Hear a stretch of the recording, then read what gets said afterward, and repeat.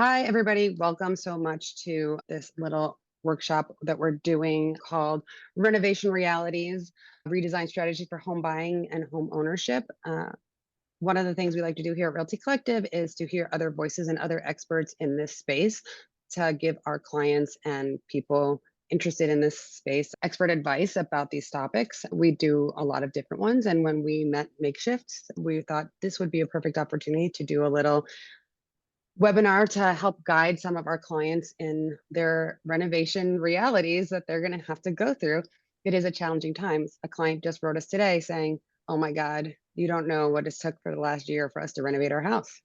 Only if you had Makeshift, then you wouldn't be as stressed as you are now." Because I think they probably went to do it on their own. She's a little savvy there and thought that she could manage the situation, but it's a challenging situation. They're just gonna ask me some questions from their perspective of how to go through this process. We're gonna do another one, kind of pinning down some of the things that are more interesting to my clients next week for home buyers. So I'm Victoria Alexander. I'm the owner of Realty Collective. I started this company 19 years ago to overcome the stereotypes associated with real estate, especially here in New York City. And I'm excited to introduce Makeshift. Why don't you guys introduce yourselves? Oh, Rebecca, I think you're muted. Can you hear me okay? You're still a little light, but it's okay. I'll do the intro while you do that. Rebecca and I are the co-founders of Makeshift Architecture, and we're a full-service architectural and design practice here in New York City. And we recently expanded into Virginia, which is Rebecca's hometown. Our practice is about trying to do more with less. And part of that has been the wordplay of our name, which is Makeshift. It's less about creating this thing and handing it to you, but it's about working with you to create this beautiful project, this beautiful home, this beautiful space that you can live in. And it's all about making space and shifting the way that's practiced together. And so we're really excited to be a part of this conversation and kind of kick things off with this design renovation reality series with you. Thanks so much. Great. So what do you guys think that people want to know? I know we talked about what that looks like, but I'm really interested in what you guys think that your clients are always asking you. I think before we get into that, it seems like we're always interested, just as you're interested in supporting and empowering other women-owned businesses. We want to learn a little bit more about you and understand your background in real estate and what drew you to this field, because just like you, we really respect your transparency about the process and your willingness to share tips and tools with everyone. And we just wanted to learn more about how you came into Realty Collective and created this space for all of us. It's a wild story that started on Craigslist. I was an undergraduate in downtown Manhattan. I hear an echo of myself. Is that you, Rebecca? Okay, there, now it's gone. Technology problems. So anyway, I was going for undergraduate in downtown Manhattan for art history. And I was working full time at a juice bar, and it was brutal. Like I was waking up at 4 or 5 a.m. to open the juice bar at 6 a.m. in the West Village, where we had all these like bougie people that were our clients. But I was like the juice bar manager. It was not glamorous at all.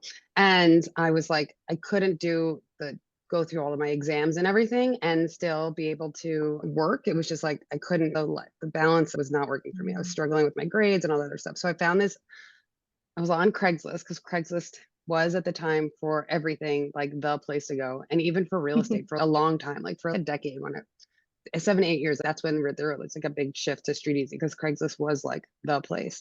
And I saw this job. Do you like meeting new people? Do you like seeing like new architecture and helping people find home and all this stuff? I was like, what is this? Blindly went into this interview, and when I walked out of it, like the person was a good salesperson, obviously, because I was sold. I was like, yeah, I'm gonna do this. Because then I had to take a test and everything. Like for real estate, you have to be licensed. So I had to take a class and then test till I get my license. And I had most of January off for the beginning of school year, and I killed it and was like, okay, so now I don't have to work for a month or two because of money in January. And then I spent the year doing that, and then realized that people I was working for were not great, and realized pretty quickly that they fit every stereotype and joke like that people make about real estate at the time. It was like, I want to be like the opposite because they are like the antithesis of the bad energy, bad practices, bad everything. And I was like, I cannot do that. Like, I can't, I'm not a good person. I can't participate in what you're doing. And so that's how I got into real estate. And then I worked for one other person who also had some serious problems and was like, I could do this so much better. And I'm going to just start my own company. And so this person I met at the first company was like, yeah, we can do this. And we started Realty Collective. She unfortunately left like a year in to go back to Canada because socialism and all of that it's too good. The grind here is hard. And that's how then it just, I learned a lot. I never went to business school. I went to Pratt about a decade ago for get my master's in historic preservation because I do really love architecture, love old buildings, and I really believe like it's environmentally friendly to do adaptive reuse and save our historic fabric. Like I really believe in a lot of that stuff because of the art history. The history is still part of what I loved about art history as well as the art. So it all came full circle. And that's how I got here. Amazing. Can you hear me now, by the way? You're a little low, but just talk loud. You're fine. It's better Okay, than before. I'll There, that's good. I'll project. That's great to hear. We love folks who appreciate architecture, and New York City certainly has so much diversity of that to offer. So I guess from that standpoint, we were hoping you could talk a little bit about your knowledge of current real estate trends in different neighborhoods across New York City, and then maybe for folks who are looking to renovate a home and resell it in 5 years versus like those looking for kind of their forever home, like where should they start looking and what should they consider when it comes to initial investment and potential appreciation? The market's really changed a lot. And so it's hard to always say, oh, this neighborhood's like the bet where you should be looking. But what was really happening during COVID is people really wanted turnkey properties. They wanted to just move right in and not do anything because life was already so hard and there was already these so many challenges. And that has shifted now that I think that time period is over. People really are open to finding things that need some work, that they're willing to get their hands dirty, that they want a project, they want something that they can call their own and make beautiful and create something. So I think that's one of the biggest shifts is that there is a more willingness to buy properties and move into properties that need a little bit of TLC. And that usually comes with like most people places you expect you probably will have to paint. If you're someone selling a place and they've lived there for a while and they have all their stuff in it, they might have some green or red or whatever walls, but maybe you want green or red walls. But like the real investments are in things like kitchen and bathrooms. Like that's where you can really take something that was from the 80s, 90s, or even the aughts and make it better because there's a lot of bad design decisions early 2000s, lots of dark woods and Italianate tile, if I can remember correctly, and vinyl. Yeah, vinyl. Weird backsplashes because like yeah, but backsplashes like over the top, like those people really wanted these loud backsplashes for some reason that they could get. It was like, wow, is everybody going to the same store with these glass with like bright colors? And so I think that neighborhoods that have more appreciation because of both of those things for two reasons is one, because people haven't made the investment. And so they haven't fully actualized. And so that's what I call B and C neighborhoods. And also B and C neighborhoods are neighborhoods that just haven't fully actualized yet, right? They're not close to amenities. Maybe they're not right off the subway. They don't have the things that people are looking for, especially if you're somebody that's coming from Manhattan, you want to have everything at your fingertips. And Brooklyn's just not like that. Like you can't walk out in the middle of Brooklyn and feel like you're in the middle of any neighborhood in Manhattan because most neighborhoods you walk out your door in Manhattan and everything's right there. You walk outside, there's tons of shops, tons of restaurants, close to the subway, the parks galore, just access to everything. And Brooklyn is just not like that. And people call it gentrification, and that's partially true, but it's also just the expansion of amenities and people having small businesses and access to things that people need to improve their quality of life. Because New York City's quality of life can be very brutal if you take everything into consideration, all the struggles that we have to go to live here in this amazing place. So I think that Sunset Park, Prospect Lovers Gardens, things south of the slope, East Bed-Stuy, East Crown Heights, like those places are places people haven't invested, that they've stayed a long time and that they probably have lived in and not made the improvements in their own home, for whatever reason, and that those places just haven't fully appreciated yet because they do lack the sort of walkability and access to resources and amenities that Manhattan has. And that's why people, they want to leave Manhattan and have those things. And so it's harder, I think, for that transition. For people that already live in Brooklyn, I think they're much more willing to be like, oh, I already live in Kensington, I can go to Midwood, or I already live in South Slope, I can go to Sunset Park. And so that's where you're going to find that appreciation.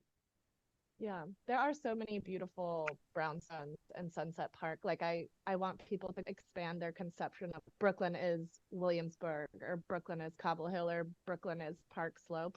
There's so much more, obviously. So it's cool to hear your perspective from the real estate lens. Yeah, Yeah. I live in Red Hook, so it definitely, I don't live in the quintessential Brooklyn life. Yeah, Yeah. and what is quintessential Brooklyn? It's such Cosby's. Everybody thinks of the Cosby's. Like they lived in a townhouse in Brooklyn Heights. And that's, for me anyway, growing up, like that's what Brooklyn, like the identity of Brooklyn was, because that's what the show's based in.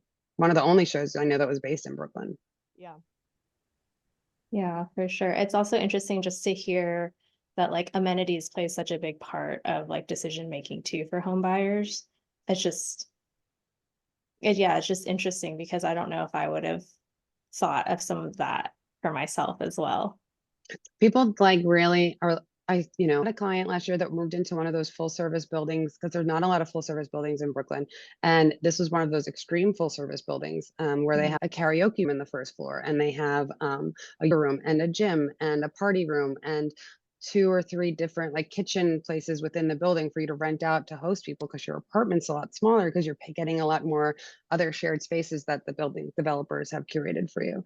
So I think it's just all about what some people are like, oh, I don't need to be in a gym. I'm never going to use that gym in the building. Like, why am I paying for it? Oh, but Right. I do need a washer and dryer, or I do want a doorman. And doorman, it's not like Manhattan. There's few and far between those kind of buildings here. It's like Brooklyn Heights, Prospect Heights. So just depends on what kind of amenities, like being by the park is an amenity to some people, Mhm. and or having a washer dryer is an amenity. It's what you need for yourself.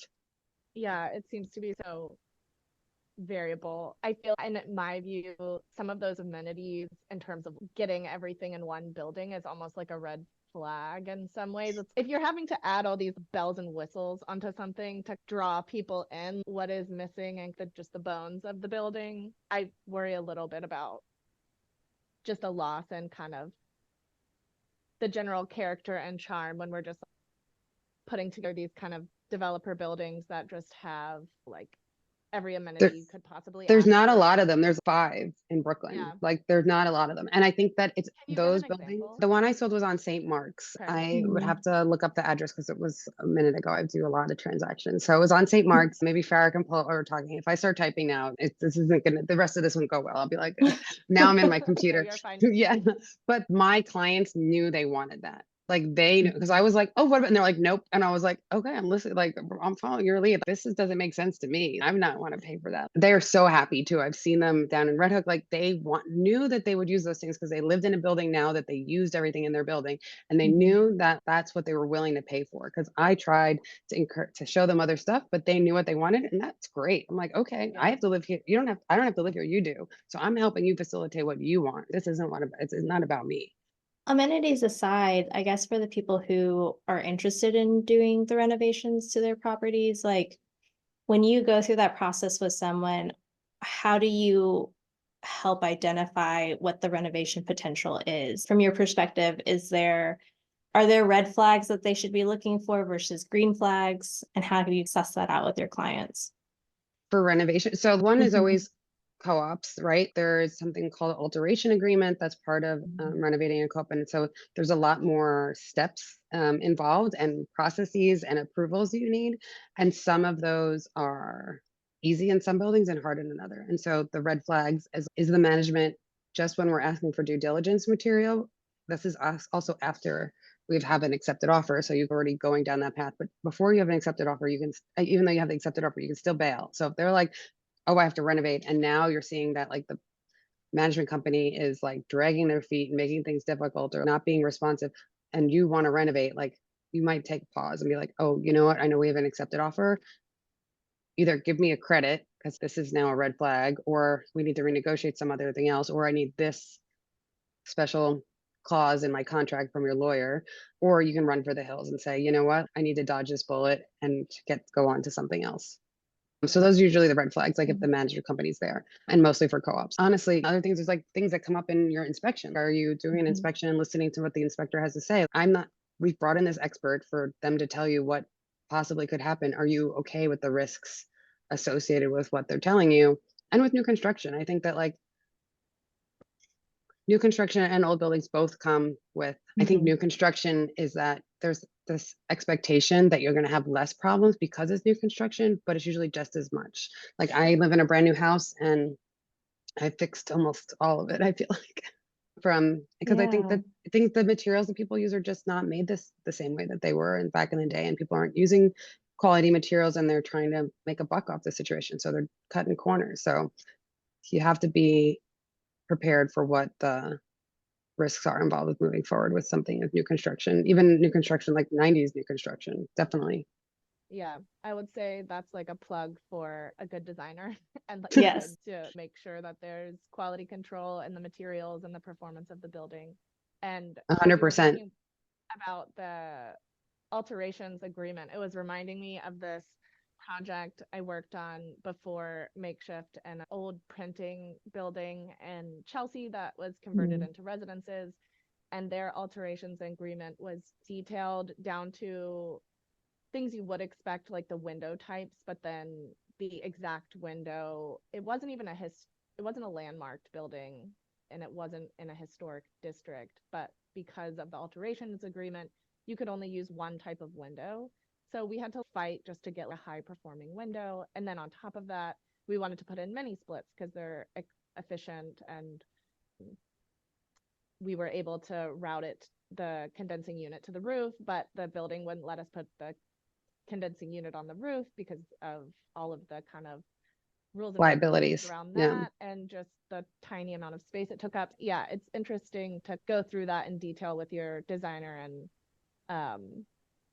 real estate agent to make sure that your goals are aligned with the type of renovation that you're able to produce, I would say. It's so hard because like people are like madly in love with the apartment, and then it's okay, you're madly in love now, but actually can you like withstand the stress that's going to come with home ownership and doing that? Start baseline home ownership, right? Not even doing renovations. Can you handle that? And then can you handle doing renovations? Do you really have the risk tolerance and like stress mitigation and team and money to mitigate those things? Like you can mitigate a lot of that if you pick the right team, but if you decide to go a different route, like it can be like type life consuming. Right. Yeah, for sure. I guess moving into strategies now, if someone was looking to increase the value of their property, do you have suggestions for like kind of high value add improvements that they should be considering? You had mentioned kind of the kitchens and the bathrooms, but those are also high ticket items. Do you have like rules of thumb for how much is wise to invest in different elements based on what someone's putting into a house? Yeah. So I think we talked about this the other day and I had really good numbers. So I'm gonna have to look back at my notes real quick. But I think washer dryers, dishwashers are always like, those are things people want. And then I think I always say, and I think I said to you guys when we were talking about this, do not, if you have just a shower, put in a bathtub. If you have a bathtub, do not take it out and just put in a shower. Like you don't know who your future buyer is and what they like and their thing. Just because you don't like taking baths doesn't mean that you eliminate a whole group of buyers by not having a bathtub. So you can take your showers all you want standing in a bathtub. Don't get rid of it. And I think then it always just, is this rule that like in New York City, no matter what neighborhood you're in, there's 4 to 5% appreciation, right? So your investment, even so your 20% down equity that you've put into the home is appreciating so that you can pull that out. And so then you need to get to what I call the break even horizon is, okay, where is the money you're putting in plus your closing costs on the buy side and the sell side, and where you're hoping that the market will go for you to make this investment. And you just need to calculate if you are making without invest renovations, we say it's 5 years. Like you have to just get it in your head that you're gonna have to hold on to a property for at least 5 years in New York City. With what's happened in COVID and appreciation, people are selling for under that. A couple properties my clients are putting offers on are, oh, there's a slide for appreciation for neighborhoods. Thanks, Farah. I was like, what's happening? Oh my God, is my computer crashing? I was saying that appreciation, so it's 4 or 5% like across the board in most neighborhoods. So taking that into consideration along with the specific appreciation of each neighborhood. So you can see here what neighborhoods have appreciated, and they've all appreciated. There's nobody under 20%. And these are the highest appreciation numbers from 2017, 2019. But I was saying during COVID, like people are selling under that 5-year gap and are going to make money, not just break even. So there are some times when the market makes that possible. But I always think a lot of people try to like time the market. They're like, oh, interest rates are so high right now. I'm going to wait till they come down, but the prices are just going to go up, and demand, like, there'll be more people in the market, then you have more competition. Like, just if you can get in, the sooner you get in, the sooner that you're going to be accruing value and your investment's going to improve, and you'll then be able to trade up. Like, people just you don't have to live in this apartment forever. You need to have 5-year commitment and be able to live there for 5 years. And if you don't have a 5-year commitment and to live there for 5 years, you can not buy in a co-op, you can buy in a condo and say, okay, if I hate it here, I can leave and I can go rent it out and live somewhere else if I'm really miserable. But plan to hold on to for 5 years is the rule of thumb. So then you have to take into the cost of your renovations based on what the median price is for a renovated apartment in that neighborhood versus what you paid, because hopefully if you're buying something that needs work, you're not paying the highest and best for that neighborhood that something has been given the TLC it needs to bring it to market. Yeah, I guess that kind of leads into this next question, which is, you mentioned obviously like there's the bathrooms, the kitchens, and then you talked about the appliances and thinking about those different fixtures as part of your renovation and like really getting the value out of that in resale if it's not your forever home. But I guess what are your thoughts on like the limits people can take with like customization in a home? Because a lot of times like you want to live in the home, you want to make it your own, you want to like maybe add some custom millwork or some bespoke details, but should those even be something that you consider in a renovation? Because that's stuff that we would deal with a lot, but it's not really clear if that's worthwhile, if it's really just only geared towards you and not the next person.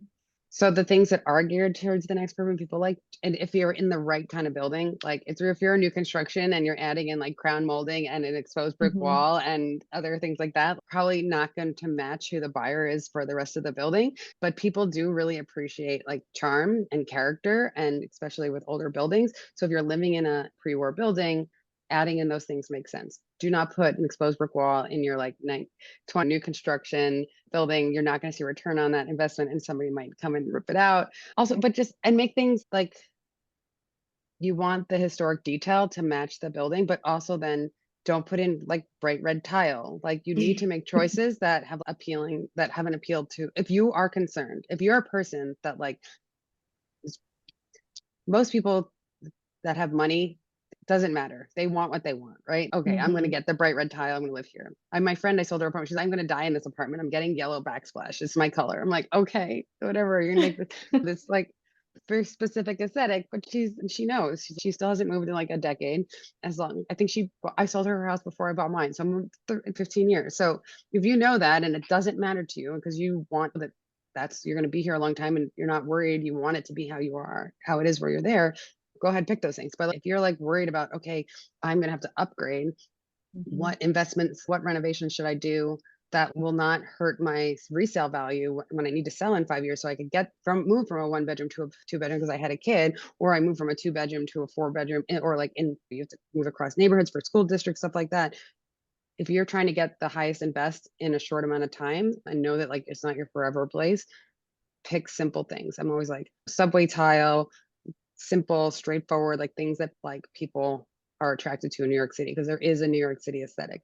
I'm sure like subway tile is not like all the rage out in LA, but maybe it is. I don't know, guys. Surprised. Yeah. But like subway tile, they do have a subway, but like to me, I'm like, subway tile is like classic New York. That's what you put, white backsplash sub, or like very simple subway tile, maybe with a bevel, even though it's harder to wash. But like you like pick choices that you know, and like white. Do not pick dark woods. There's all these rule of thumbs, like when I'm helping people sell, okay, we're gonna have to paint your dark cabinets white. And then it's someone else's problem because we're cutting corners to make it look good in pictures. But those are the things that like I'm doing with people to help them get their property ready for market, because they have not made the best choices. So we have to fix their choices. If they pick the red tile, I'm like, nothing I do. If you painted a red wall, I can paint over it, and that's like an easy fix. But I can't take out your tile and put new tile in before we sell this apartment because Yeah. it's not gonna be worth it, and it's not gonna be worth the dollars to do it. Right. Yeah, I think most of our clients are in the forever home camp. Like they're Mhm. wanting to invest. I mean, we do A lot of smaller. red tile. So you got a lot of red No, tile. no, but I think people are coming to an architect a lot of times because they're wanting to make improvements that they're going to live with for a long time, or increase the usability for their family, or increase the square footage for their family.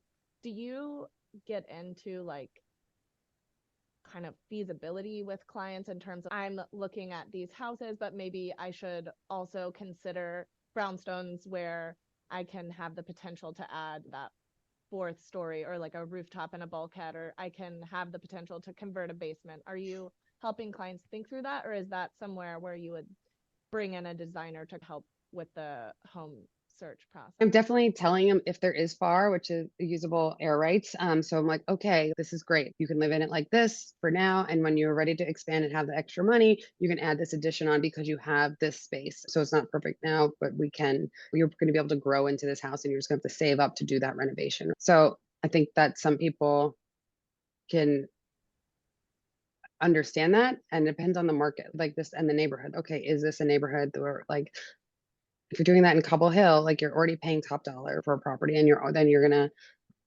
pay top dollar to even do that renovation in that neighborhood. And because you have to go through a lot, I feel like a lot more rigmarole in that, especially if it's in landmarks. But I think so. I think that just comes into consideration of it's a uniquely townhouse conversation. It doesn't happen with any other property type. I would say that for me, there's like a lot less townhouse buyers in the market because the cost of a townhouse has gone up so much. Like when I first started doing this, my clientele is people that need help, right? And so I think that people that need help aren't necessarily in that $3,000, $3 million like price point anymore. So that it's just there's been a gap in those kind of buyers for me Yeah, because it's because and people I feel nobody like can afford that. I know, but I feel like also even the like people that because I don't know if it's makes sense or people always talk about it, but then it's like there's not those opportunities. And I think developers have scooped them up so much that there isn't that like bed-stuy, like two family where you can, oh, the rent roll is going to help me like subsidize the rest of the property. I feel like there's less of that thinking. I have sold, that's not true because I have sold that and I don't know why. I feel like I just have a lot more co-op and condo like under 1.5 buyers, and the townhouses start around that like 1.4, 1.5 mark. And I think yeah, it's interesting. Yeah, that makes sense. We have recently looked at some properties with a client just to help them understand the possibilities and what renovation could look like. And most of the properties have been already worked on by a developer or reorganized inside or refinished from a developer. And so that does skew a lot of what's possible price wise for them versus trying to find what feels like a diamond in the rough fixer upper that would meet their price point. But you also need to find someone that's okay, they're selling and then there's an apartment to move into. There is townhouses. Like when I was working with that client that we bought a townhouse last year, like a lot of all of the units were occupied. And then there has to be an agreement, like who's vacating so that I Mhm. can move into it. And so that's another part of the quandary. Yeah, for Right. sure. Like certificates of no harassment type thing, or what was the issue there? If you want to live in it and all the apartments are rented and you're like there's no agreement that they're Oh, going to I see. vacate before you close, like where do I move? So you don't have an apartment to move into and the leases are going through next year, and but you need a loan that says that you're living there but there's no apartments empty. It makes financing it hard, and it makes it challenging because you want to move right in, you want to not be paying your rent and your mortgage, and then the rents that aren't covering the new mortgage you're going to be responsible for, because then are the rents like really the top that they could be to pay that mortgage, because you're gonna if Right. they're nowhere near that, if it's not making sense, you're gonna have to come out of your own pocket to pay the mortgage. Mhm. Yeah, I guess speaking out of like costs coming out of your pocket, do you feel like people are usually like pretty well prepared for all of the costs around just like closing on a property, or are there kind of tips and guidelines that you have for first time home buyers?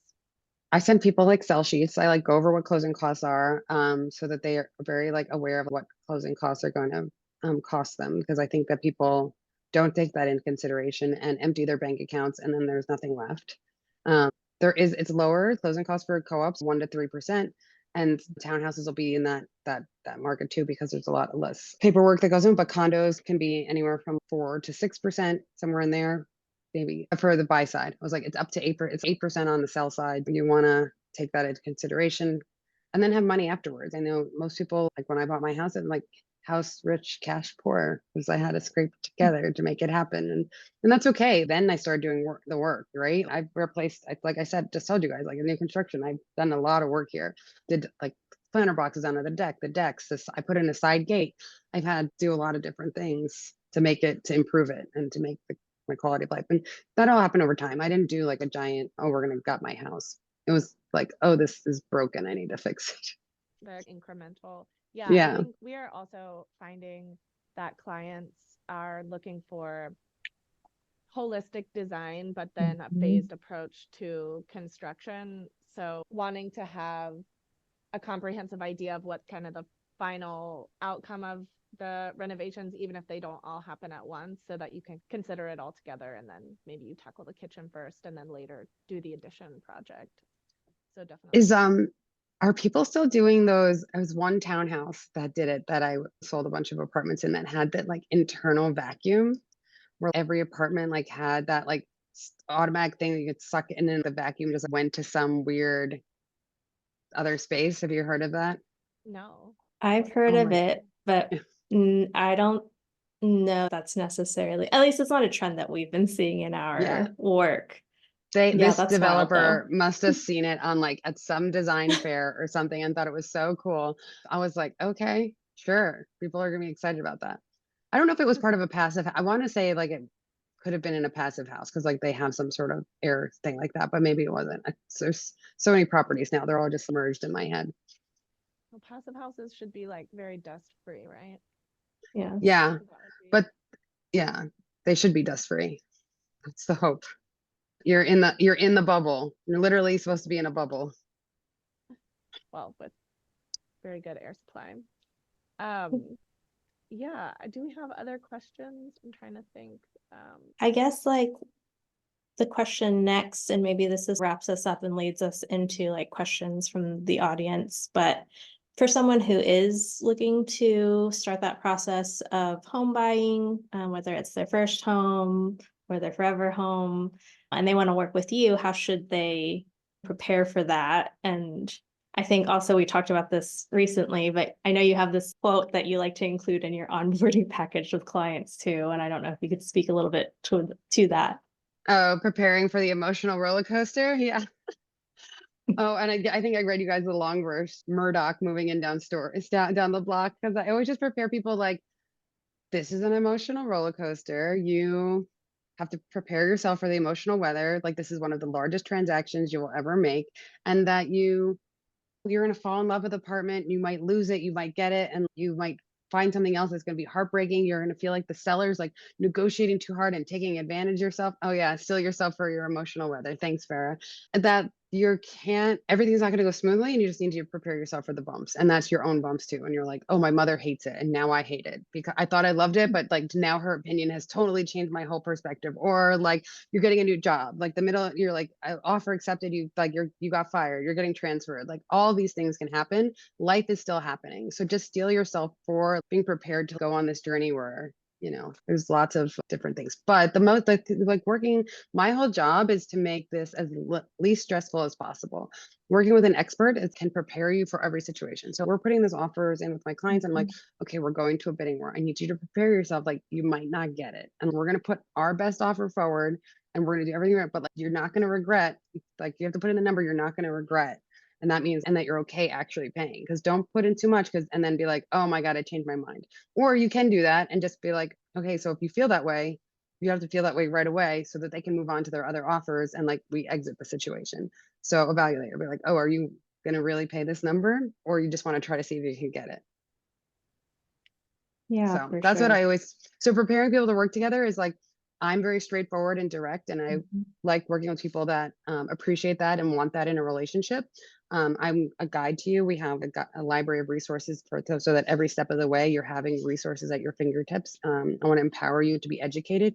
I will help you along the way, but you also have the information at your fingertips so that you can read about it and know everything that I'm possibly not saying, because wrote paragraphs and many pages. Our like ebook that we have is like over 100 pages. There's no way, even if we work together for a year, I'm going to say everything that's in that ebook. I want to make sure that you have the information at your fingertips to be prepared as best you can be. And if you want to stay up late at night and be a sponge of information, that I've given you the opportunity to do that. And some people don't look at any of the resources that, we have for them. And they're just like, okay, you said to do this, I'm going to do this. Yeah, that kind of echoes some of our process as well, which is like we let our clients guide what their experience and their goals are. But then when it comes to the actual work of doing the design and the architecture, that's the point where we take over and do the guiding of based on code, based on these things. This is what we should think about to accomplish that goal. And in many ways, it sounds like for you, it's you guide me with your goals and I'll guide you with like where to look and what kind of property is best suited for you. Yeah. I want to know about your goals so that I can use my expert advice to tell you like what you should be doing based on what you're telling me. That's what I'm computing the information like a little computer. Yes. People have questions from the audience? Anybody considering doing a renovation or buying an apartment and then doing a renovation? Oh, Ariel, go ahead. You can take yourself off mute. Go ahead and join. Okay, I can't go off camera, but Oh, that's okay. that's fine. Yeah, so I joined this because I am a first-time home buyer. We just closed on our apartment in April. Congratulations. Thank you. And I bought it knowing, obviously, it needed work. It had been renovated in 1986 and basically not much since. So we have a really like tight footprint. We have a galley kitchen and a half bath, and I definitely want to preserve the half bath for home value.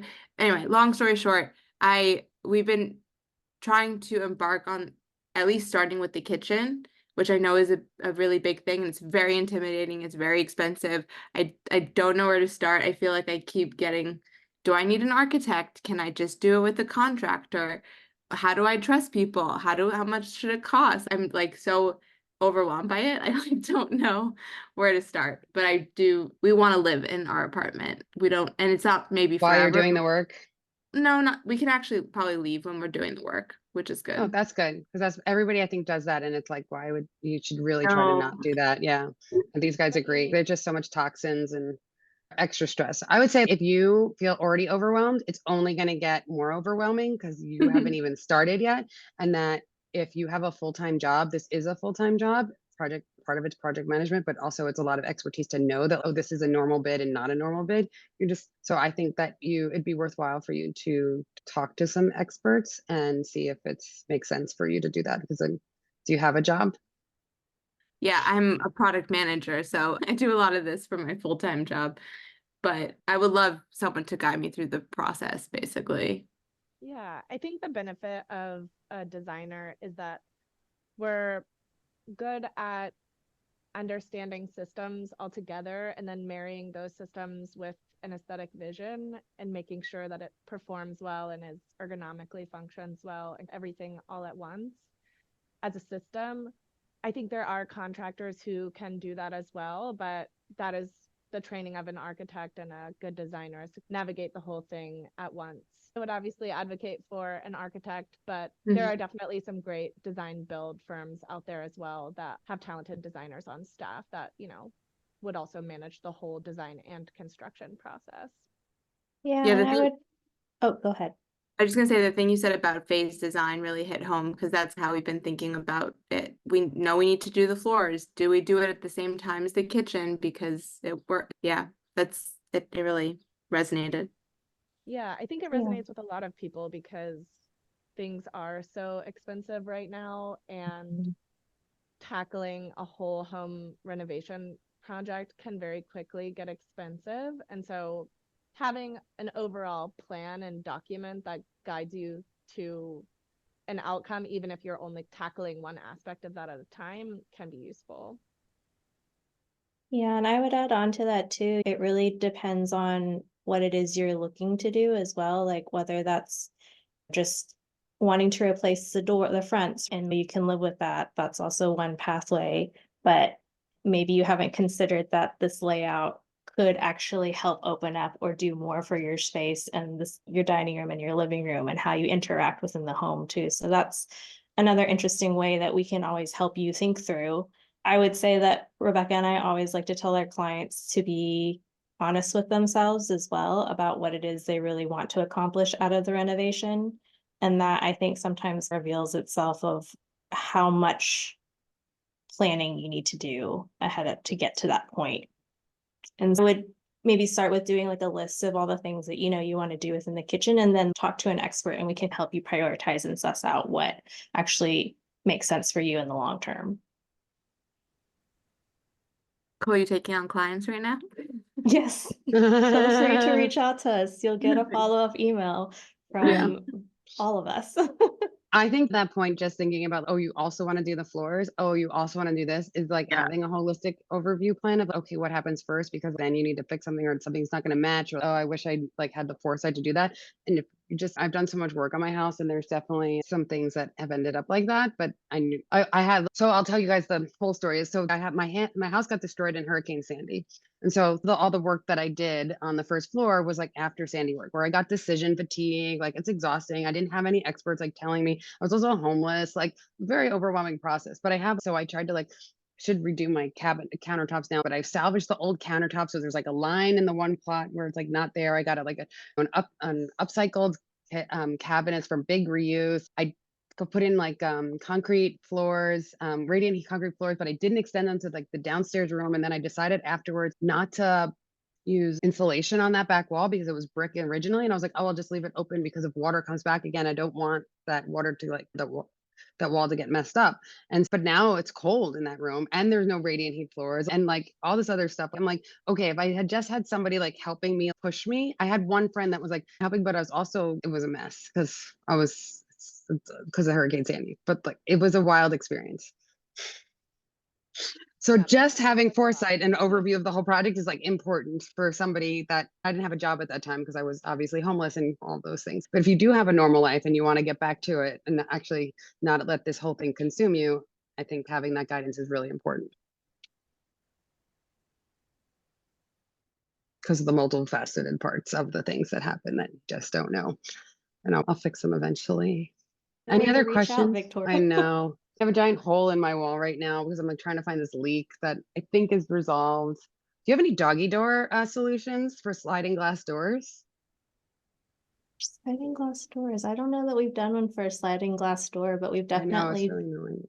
done one, like a custom one under a window, this full height room window, and then it splits right at the bottom so that your dog can go I wish out. they But were normal doors. It would make so much easier. Like I have those like you can buy these inserts from like Petco that like pop into the mhm. sliding glass door. But then when it like rains and stuff like that, it's only when it's wind driven rain comes in, and then that's where part of the leak was. I opened up like the whole wall, but there was other leaks, but then that's where the water is still coming in because of the doggy. But I can't get rid of the doggy door. My dogs like go out and sunbathe all day long, and I'm not home all the times, and I need them to be able to get outside. So Send us that's a one picture and we problem. can take a look at it. I'll send you a picture. This is Yeah, send us a picture. after I clean up the dog stuff behind it. Yeah, I'm sure. I'm sure. You guys want to? It's never-ending projects. Anyway, does anybody else have any questions? Oh, Ariel, you have another question? Your hand's back up. I'm happy to keep asking what other Yeah, people. Yeah, sure. whatever you want. We're gonna have a couple more minutes and then we'll call it. Okay. Okay. So the thing that obviously it was an expensive house to buy. I have a mortgage. I'm trying to save up for other life things. So particularly also investing in an architect or design as part of the cost of the whole bill. It's just a lot of money, and I don't really know how to suss out what's reasonable for the amount of work we want to do. And yeah, I don't know what's reasonable either, even for the architect design side of things also, because it obviously adds to the overall cost of the project. Yeah. So I always tell people like you will see that return on that investment also as part of the whole package, because you can see it when you're looking at properties, the difference in the quality of the work when you have worked with somebody that has that foresight. My client that just bought a regular straight condo, she worked with an interior designer afterwards to do all her photos and pick out furniture for one room. I definitely she's now renting that apartment out. And because of how great her furniture was, like, we're definitely getting more rent than if she hadn't done that. So I think that you always will see a return on investment when you're working with experts.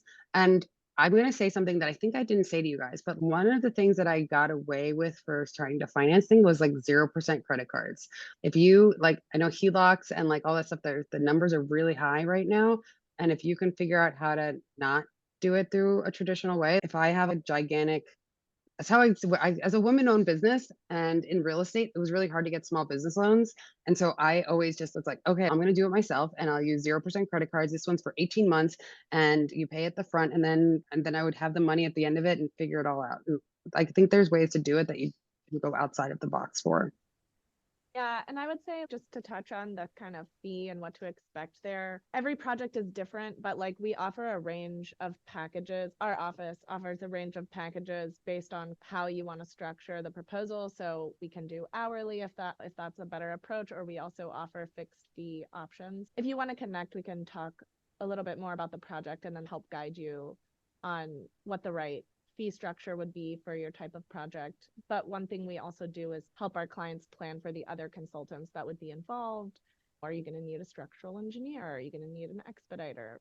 All of our projects in New York City will guide you through that process as an architect, managing the different consultants. Yeah, and I mean, would also add, like, any conversation with a design expert, just make sure that you're asking them like what it is exactly that you're getting out of the package. Cause like I think transparency in the services is also really important. We like to list out exactly what you're gonna get, and however the pricing structure works for that, we match it to what those services are, and we try to meet you where you are. Like Rebecca said, that can look hourly or that can look like a fixed fee, but just make sure that you're having the conversations and understanding exactly what you're getting and making sure that is worthwhile for the investment you're making. Right. yeah, you want the accountability. Oh, Mhm. you're definitely doing this part of the scope of work. Yeah, Indeed, we that's want a something really clear. Sorry, I didn't mean to interrupt you. that's what you want a clear scope of work. We want a clear scope of work. We want a clear schedule. We would love a clear budget, but we also understand when it's not possible at the beginning. And we want to set up a clear set of expectations around like what the deliverables are. What is the level of detail in the drawing package? Are we sourcing all of your finishes and fixtures for you? Are you picking that out? Part of our onboarding process is really detailed conversations just to get all of that nailed down before we're even hired for the job so that we can prepare a proper fee. And I would add in, this is a great plug to join us next week on our renovation realties conversation, because it'll be more architecturally focused and Yeah. hopefully answer a few more questions for you there. Yeah, there'll be a whole second follow-up to this conversation. This one was based on like real estate perspective. And now next week, we're going to do all this from the architect perspective. So I hope you come back. And I want to thank everybody for joining today. And we'll be following up with some resources and information, and we can take it from there. And we'll hopefully see some of you next week. Bye, guys. Thanks, Thank you so everyone. much. Thank you. Take Talk to you care. soon. Bye. Bye.